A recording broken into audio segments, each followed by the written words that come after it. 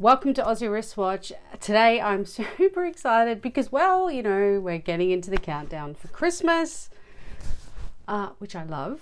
And with Christmas comes gifts. And today I thought I'd go through a list, quite a long list actually, of varying price brackets for watches, potential gifts to buy a loved one or perhaps a gift to yourself. Now, of course, before we get started, a couple of things. First of all, wrist check. I am wearing my Omega today, my 300M diver, my Seamaster, I should say, in 43.5 millimeter titanium. You guys know I love this watch. So there it is. And of course, please subscribe, like, thumbs up, whatever it is, comment, all those things that make the algorithm for evil YouTube keep working in my favor. And let's get started. Okay, so I did the trawling through the internet in order to maybe not prevent you from having to do it yourself, because you'll probably still want to do a little bit of investigation on your own, but I found a pretty good list, I think anyway, of varying watches, styles, price points. Yeah, I mean, look, they're going to lean more towards, I guess for lack of a better term, the male kind of style of watch, if we have to give it a label. And that's because you guys know I prefer those two. I just gravitate towards those watches a lot more, just naturally. So I've kind of stuck to things that I like, selfishly.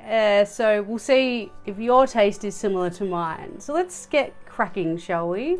First one on the list, and none of these are in any particular order. They're not in price order, other than I've clumped these watches in the under $1,500 category, and that's Australian dollars. I've converted everything to Aussie dollars, which for a lot of you out there who listen, most people who listen to me appear to be predominantly from the US and the UK. Well, we've got monopoly money here for you guys. So these are super bargains for you. They're even cheaper. And the first one is the Orient Bambino, which is $225. I'm going to put a photo of it up. It's just a really classic dress. Looks like a dress watch, just very elegant, classy, you know, traditional white dial with gold, you know, pretty cool watch. The Seiko Prospex Alpinist is $775, and it's a dressed up version, I guess, of an adventurer's watch to an extent, with gold and green accents, like a really deep emerald green, which looks really cool, on like a more casual looking leather strap. So I'll pop the photo up for all of these as I'm talking, right? Another Seiko on the list is the Prospex X Pardo SPB 181J1. It's $1,300. It's a dive watch and it's super cool.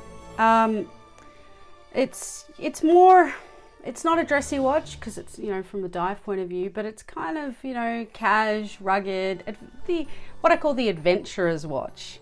The next one is elegant, and it's the Timex Todd Schneider Marlin Date, and it's $200, give or take. And it's more elegant and dressy in its aesthetic, with a more dressy, light sort of brown coloured leather strap. And I quite like the dial on this. So the 12 and the 6 have number indices, and then there's just dot markers for the rest. And it's just it is very elegant and dressy. I really like it. And for $200, you know, it's a nice watch for someone. The next one is Timex X NN07. It's about $430 Australian. And it's kind of like, I mean, I like it. It's on the list because I like it, right? But it's kind of like a mix of a Rolex Submariner, I don't know, maybe circa 1980s on the dial with some kind of, well, I guess you could call it a Submariner, but it's, because it's blue, it kind of, I don't know, it kind of looks like it's had a, it looks like, you know, when you get a Bits of dog and it kind of mates with something really strange and you go, what was that? That's what this watch looks like, but I still really like it. And similarly, the Timex GMT, which I've also got on the list the Q. It's $350, so a little bit cheaper.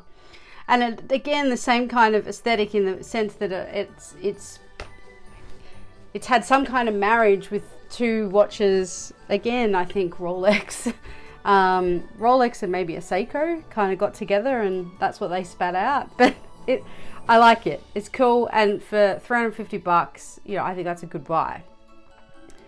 Now, Madani, who cares? Swiss Railways quartz watch, $195. Simple watch, elegant. Just a white dial, really, really easy to read, indices, and I just popped that on there because it's at the lower end of the spectrum, but you know, it's a Swiss quality watch, so it looked pretty cool. This is one of my favorites, the Bulova Oceanographer automatic watch. It's about $419, and it's got that classic orange and blue dial that I love so much in a dive watch. I don't know why, it just works. Tell me what you think about this watch, because yeah, I'd be happy if that was in my stocking. I think, just as an aside, I do have a watch in my stocking for my wife this year because someone's sending me a watch to review, and I mentioned who it was, and I could see the look of disappointment in her face, like maybe they'd stolen her thunder, to which I said, no, they're sending me this watch, which I know you definitely would not have bought me, so don't stress. And I said, it's all good. Okay, next one, let's go back to the list. I've got a Luminox on there because you guys know I love their watches. They're pretty cool. And it's the Leatherback Sea Turtle Giant. And it's about $262. Classic, rugged adventure watch. You know, wear it in the water over summer because it's summer here, guys. You guys overseas might wait 6 months and wear it in your summer. But yeah, cool watch. The next one, and I want to do a longer form video on these watches, but the Tissot PRX, it's $375. I like these watches. I've seen them pop up from time to time on my feed, in other videos, and they look pretty cool. This one in particular kind of has like a rose gold indices and hands on a white dial. It might even look like from this linen or linen-esque dial. I mean, I don't think it's linen, but it kind of looks that way. And it just looks like a super elegant, super elegant sports watch, to be honest with you, because it's all in stainless steel. The next one is, again, another adventurer's watch, and it's the Timex Navi XL Automatic. It's 41 millimeters. It's about $270. And it's a really simple, nearly all black other than the indices and the hand markers, and it's definitely one for the adventurer out there. It's not a dress watch by any means, but I thought it was a solid offering because, as I've said many times on this channel, there's a watch for everyone. Next one, Walden Heritage Professional. Now it's $300. I've never heard of Walden. Everyone's going to probably be like, what? It's like when I made a comment about Mont Blanc and I knew I'd said the wrong thing. But this is a yellow watch, and it pops and it looked really cool, and I thought someone's going to absolutely love that watch, and for $300 I really liked it, so it's on the list. We have another Orient Bambino. It's the version for Japanese automatic. Love this watch, and it's $140. No brainer, right? It's got a black dial with what looks to be rose gold or copper indices on a stainless steel case. Sorry, lost my words. And it's got a really casual leather suede strap, which makes it look, well, a casual watch, which you can dress up or down based on the dial. But yeah, I thought for $140, that's an epic watch. So that is on the list. Now, some fun watches to get to the end of the cheaper realm. Now the G-Shock GA2100 1A1, $100. It's all black. It looks very stealth and it's just cool. And to be honest with you, I do love G-Shock. I have one. I will one day do a state of the collection. I keep putting it off. I think because I'm nervous that people will judge me for my watches, which I just shouldn't worry about. But hey, I'm human. But I've said before too, I feel like I need an engineering degree to change my G-Shock watch in its time. This one doesn't look nearly as complicated, so it had me at hello. Now I threw, of course, a couple of the Panzera watches on there. I did a review on these two watches. You can go and check out those videos, but the Time Master 42, which I have, they gave to me for free, and I wear it quite a bit. It's a great watch. I've actually ended up putting a new strap on it because the rubber, although I loved it, was a bit big. I got their leather brown strap, and it just really, really harks back to traditional racing. You know, it's got punched holes in it. It's cool. It's very cool. Those watches are, just double check, yeah, they're $830. If you join their club, like I've told you in the past, they give you a pretty hefty discount, so they're well worth a look. And I threw on the Panzera Pro Diver, which I did buy because I loved it that much. Now that's $965. Depending on the strap, it goes up a little, down a little. And again, if you join their club, you get a very hefty discount on that. But, you know, they're fun watches. I particularly wanted the Pro Diver because, as I've said to you guys before, I'm not swimming with these watches because I'm just, I don't know, well, I'm a klutz to start with. So any kind of adventurous water sport with a very expensive watch just doesn't seem to bode well with me. But the Pro Diver I have been swimming with. I also swim with my Luminox. They're the two that I swim with. And yeah, happily the Pro Diver in the water is pretty cool. So I know it's very indulgent. I've bought a pretty expensive watch to swim with. But anyway, I put the Stratton Classic Driver on here at $299. Actually, I apologize. I think that's the US price. So it's probably $350 Australian. But if you haven't seen these watches, Stratton, I'll put it in the comments, sorry, in the description, but it's STRATON. And they make really cool watches that are really a nod to driving enthusiasts as well as watch enthusiasts. And their Classic Driver really is a mix between a Speedmaster and a Daytona. So it's very, very cool. Check it out. And finally, in the cheaper bracket, you guys, I think by now know I love this brand. I'm yet to get one of their watches. I am, fingers crossed, potentially getting one for Christmas. Like I said earlier, right? It's Dan Henry, and look, I can put any of his watches on this list, but in order to pick one today, I picked the Skin Diver. It's the 1975 Skin Diver, so it's sporty and it's stylistic. And the thing that I love about it is, well, there's many things I love about this watch, but there's 4 different versions and then variations upon those versions. So you've got a white and orange, a black and a gilt. And they have different straps and also different movements. So you can get quartz or automatic. You can kind of just pick and choose. Now, has he given us too many options? Nah, I don't think you can ever have too many options. But it's going to take you a while to decide when you're on the website. Now, I actually write down the price for those, which was sloppy of me. But his watches usually sit between $200 US and $350 US. And I think these are around the $270 to $300 mark from memory. So let's convert that, I don't know, call it $400 Australian. Like I said, it's monopoly money, so cha-ching, cha-ching. But yeah, they're really great watches. So if you haven't actually been on Dan Henry's website and checked out his watches, please do so. They're great. Yeah, he's just got such a style about him that just, for some reason, just resonates with me immensely. Okay, let's get on to the, I've put these in the a little bit more expensive bracket. They're actually, some of them are a lot more expensive than what we just talked about, but I'm just, I don't know, having a bit of fun. I mean, the reality is I'm not buying anyone a $3,000 watch for Christmas, but let's have some fun because there's someone out there that will. So the first watch on the list, I've got the Tissot Heritage. It's a 1973 chronograph. Well, I don't think it's made in 1973, but it's a hark to 1973. And this watch is so cool. It's $3,000, so it's not cheap. But it looks like a pure racing watch. Now, strap on this is similar to the strap I was just talking about with the Panzera. So they look very similar. When I talk about the punched holes, that's what I was talking about. So I'll throw that up.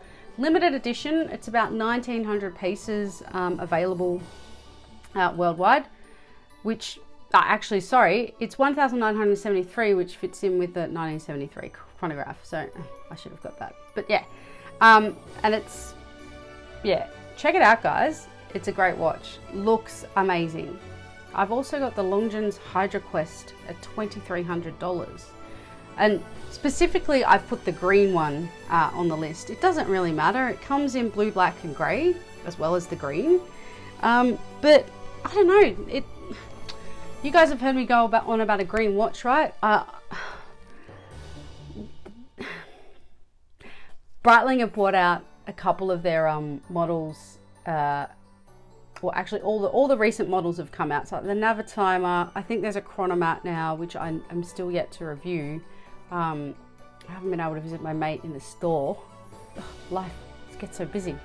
And the Super Ocean, they've all got these great green colours, and you've heard me say it before, right? Like, I wonder whether the green will date, particularly that emerald green that they've got this beautiful emerald green.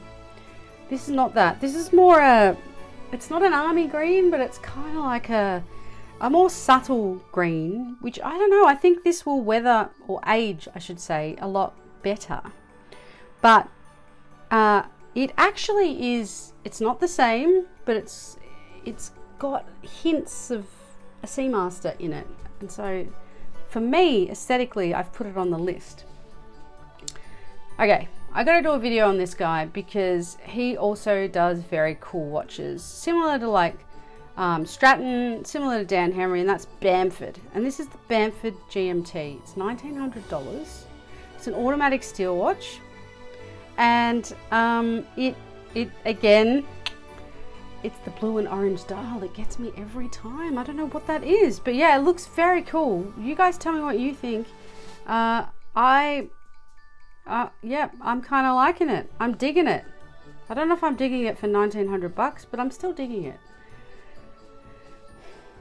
I've also got an Oris Hanggang limited edition 01. It's $3,500, and this is in green, but that emerald green. So I've put it on there because I think it's an amazing watch, and it's looking. I think it looks really cool. So check it out on the photos. Let me know what you think. But I recently tried on a number of Orises when I went to the US, and they're super nice watches, and they've got such a great brand and history behind them, and so I had to put them on the list. I don't know whether I'd spend $3,500 on this watch, but I think it's a lovely watch, and like I said, it's always a watch for someone out there. The next one I would love to have one of these in my collection one day, even with this price tag, because it's not cheap, and that's the Hamilton American Classic Intramatic. It's about 3,400 Australian. And,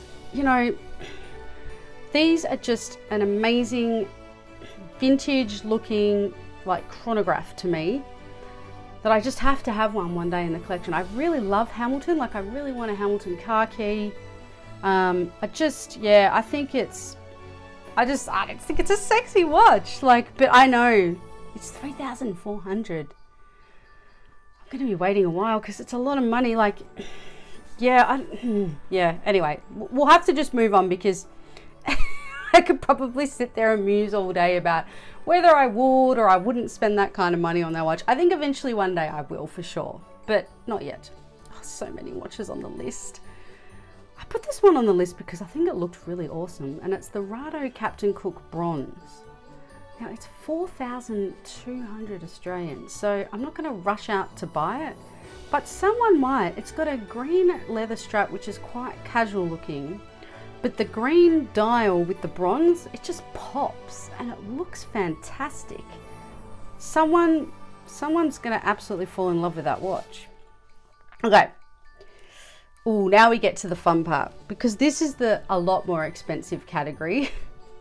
But again, Just because I probably won't buy someone a $6,000 watch for Christmas doesn't mean someone else won't. So I'm happy to help you out with some research on this. First watch, Tudor Black Bay chronograph 2021, $6,000. Now, I don't just want one of these watches because I've seen David Beckham wear them and he looks fucking awesome in them, but they're a really nice watch. And let's face it, I think we can establish, well, I love most watches, but I do have an affinity to dive watches, and I also love a good chronograph. And this is a classic chronograph, for sure, hands down. It's not going to ever scratch my itch to get a Daytona, but it will scratch an itch nonetheless. It is, yeah, I mean, I'm going to put a photo up and you can see, I'm looking at it now going, yeah, that's a sexy watch. Oh yeah. And of course, it really is eerily similar to the Paul Newman Rolex Daytona, but you know, it's from the sister brand, so of course there's going to be some affinity and similarities there. Next one, I own one of these, not this, well, I'm going to talk about this particular model in general, but I own a Tag Heuer Monaco 39mm. They're roughly, depending on which one you get, between $8,500 and $9,500 to $10,000 Australian. And I love it. Like, I've got one, I always forget which model I've got, which is, I know, terrible. I think it's the 11, could be the 12. But in any event, it's the first fancy Swiss-made expensive watch I ever bought. Absolutely loved it. Wore it every day for a number of years until I actually got this watch and then started to interchange them. It's a little dressier, it's a little heavier and a little bit more rugged, in the sense that it's bulky to wear. So this became just a lot easier as a daily wearer. But I absolutely love the Tag Heuer Monaco. I think Tag Heuer do a lot of watches really well, and they also do a number of watches, not so well. I don't hate them. They're not my favorite brand, but I think they're a fantastic brand. There's a couple of other watches from that brand I'd happily have in the collection any day of the week. But yeah, I mean, I can't do a list of more expensive watches without putting one of my favorites, the Tag Heuer Monaco, on there. The next one, I feel like we all need to get one of these in our collection one day. And it's the Jaeger-LeCoultre Reverso. This one's the Tribute Small Seconds, and funnily enough, green is the theme today. It's about $12,800. So yeah, my wife really wants one of these, and yes, if my YouTube channel ever makes money or I finally get a film financed and up, I might buy this for her because she's been good to me in the watch department. But yeah, the Reverso is a very cool watch. It's got a fabulous heritage with it, so I think it is perfect in any watch collector or enthusiast collection, subject of course to affordability. Now, no list would be complete unless I put my favorite all-time brand on there, and that is the Panerai. And I've put the Radiomir Origin on there, which is the new Radiomir. It's the PAM 01335. I'm gonna do a I've been waiting to go back into the store because I didn't get to, I saw them months ago, like in July. I went and I saw Jeremy, who's the AD there, who looks after me in Sydney. This lovely guy, and he showed me all the new models well before they were released, and this was one of them. Like, so I saw the Luminor Duets, the Luna models. They were all spectacular, just elegant and beautiful. But I tried this on, and I never thought, never in my life did I think I'd ever love a Radiomir, because I love the crown guard on a Panerai. I put this watch on and I just instantly fell in love. It was simple and elegant and just beautiful. And there was a blue and a brown that I tried on, and I could have taken either of them home. They're about $10,000, so yep, they're not cheap, of course. They're not, but they're also not the most expensive Panerai. They would definitely, if I had one of those in the collection, that would be the cheapest Panerai so far in the collection. But I mean, it's not about the price, just simply talking about that to help you guys out with your shopping needs. But yeah, it had like a smoky dial. I mean, I still think about it and dream about it. And the strap was just this really soft, I don't think it was suede, but it was just this deliciously soft leather that just fit like an absolute dream, like a glove. So I had to put that watch on the list. I also had to put this on the list. There's two Zeniths actually coming in strong. Zenith Defy Skyline for 12,600. Very much kind of like a Royal Oaky kind of vibe going on here, but I love it. Like, absolutely love this watch. I don't know if I could part with $12,000 for this, but I had to put it on there because it looks absolutely superb. The next Zenith on there, Chronomaster Sport Two-Tone. Now, the rose gold is $57,000, so it is up there. It very much looks like a Daytona, which is probably why I put it on there, because I'm very quickly realizing that I love that watch. Yes, I know I love every bloody Rolex that's the most popular. Well, so be it. There's a reason they're popular, right? They look bloody good. But this watch is very, very cool. They also have a non-gold version, which I'm really sorry I didn't put the price down for, but that's going to be significantly less than the $57,000 for the rose gold. The rose gold's very bling. I'm looking at it again now. Very, very bling, but I love it. Ooh, yeah. It's just, yeah, beautiful looking watch. Absolutely stunning. El Primero. Oh, yeah. El Primero movement. Okay. I'll have to do a video on Zenith because I don't know enough about them to talk about them ad nauseum. The next one I put on for fun because I saw it in a magazine and I was like, I probably would never wear this watch, but I actually kind of liked it. And that's the Vacheron Constantin Historiques 222, $100,000, coming in hot. It is, it's kind of a nod to a Royal Oak and a Nautilus, but on steroids and all gold. Like, you guys are looking at the picture now with me, like, come on this journey, but it also just looks primo elegant, like just beautiful. I don't know, I can't even explain why. Like, I mean, everything about it is not me. It's not the kind of watch I'd wear, but definitely had to put on the list for the uber rich of us out there who was just, you know, well, first of all, on the off chance they're watching this video, and second of all, on the off chance they got to the end of the video and then to see that and go, I think I'll buy that for myself or my spouse or my partner or whatever the case, mum, dad, sister, brother, whatever. Yeah, well, knock yourself out because it looks like a very cool watch. Look, this is all just a bit of fun, guys. Like I said, there's no rhyme or reason to, other than aesthetically, I looked at that and went, yeah, that's a nice looking watch, and put it on the list.